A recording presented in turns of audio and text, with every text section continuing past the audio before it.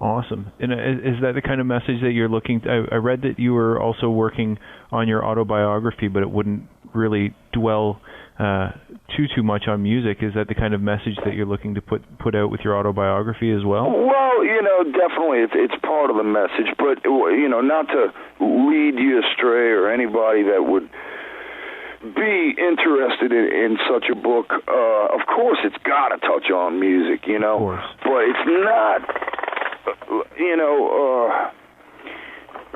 your average, we were on this tour, we were on that tour, we were on this tour, bang, it's over. It's not like that. It's not going to be just your average rock thing. There's a lot I've learned from this rock business that are life lessons, true life lessons that,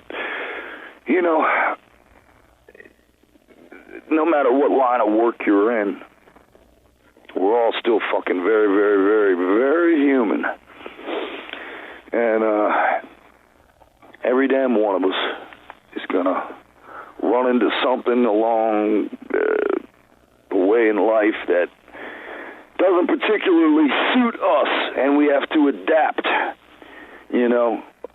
That's a big, gigantic thing. There's a lot of people who don't adapt, and therefore they'll fall into the tailspin of one thing or another, and the tailspin is never good because it puts you in a hole, puts you living in the past, puts you in the wrong spot, when really every day you wake up, there's that fantastic opportunity just to put your foot in front of the other and move forward and keep being a useful, worthwhile human being, for God's sakes. Like I say, we only get one shot at this thing called life. You mentioned earlier about back pain and bone breakages and that sort of thing. How is your pain these days? Man, it's not that big of a deal. I'll say that there was a fantastic stretch during the summer where, fuck, man, it was awesome. I could just jump out of fucking bed and be a regular person, but with the change in the season and, living where I live here in about an hour out of New Orleans, put it this way, early this week it was close to 80 degrees. Today it's about 50, so I can feel a little bit, with the weather change and all that. But really overcoming any of this pain and having it control your life is working it out, man. You got to get up, you got to stretch, and you got to get your fucking ass moving. You got to do your core work.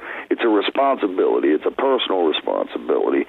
And, I can see where a lot of people who deal with chronic pain fail because, it's a lot easier to lay in bed and just take a bunch of fucking painkillers. Believe me, I know that story too, and I know that route. So, these days, once again, to be a more useful human being, it's best to do what's best for the body. When your body's talking to you, answer it, Absolutely. So you have a daily sort of workout regime that you do now? Yeah, absolutely. Every day of my life, there's a stretching routine that I must go through. And if not just a simple stretch, then definitely at least 3 days out of the week, I got to do some sort of core work. And it helps out vastly, Big major difference. If I'm just laying around and I start cramping up, it's not going to get better just laying around. Right. You got to get up and fucking work it out. So, like I say, personal responsibility, taking account for yourself, you gotta pull it off. Absolutely. So, will there be a Phil Anselmo workout book coming out at some point? Maybe that'll be part of my book. I'll say 3 sets of push-ups here, 10 sets of sit-ups.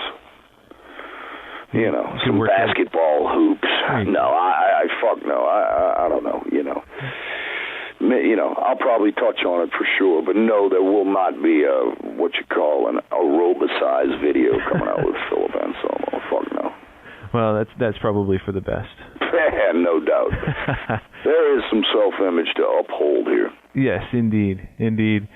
Now, with regards to Arson Anthem, we touched on it very quickly there. Are there any plans to do some shows with Arson Anthem now that the album is out? We are looking at January. You know, I'm kind of working around not Crowbar, for God's sakes. I Hate God. Working around their schedule because Mike, you know, he obviously sings for both bands. So I know I Hate God's got some touring coming up, and Hank tours all the time. So we're looking at January.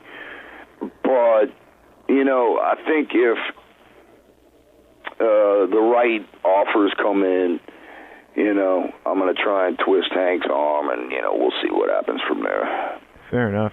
He puts on quite the show, Hank does. He was here in town this summer and played a full night, three different sets, and it was pretty awe-inspiring, that's for sure. I like the first two sets, and I'll say that much. Fair enough. But I tell you what, man, he's an incredible drummer. He's an incredible drummer, and a whole lot of people wouldn't know that, but I met Hank when he was 15 years old. Pantera were in town, Memphis, Tennessee. We were in, God, is that right? Not Memphis, Nashville. We were in Nashville, and we had done some initial drum tracks for the Far Beyond Driven tour, and that's when I first met Hank. And he was in this local band called Buzzkill, and he was a fucking drummer, you know, originally a drummer. So not a lot of people know that, man, but he's been playing drums a long time, and you can really hear on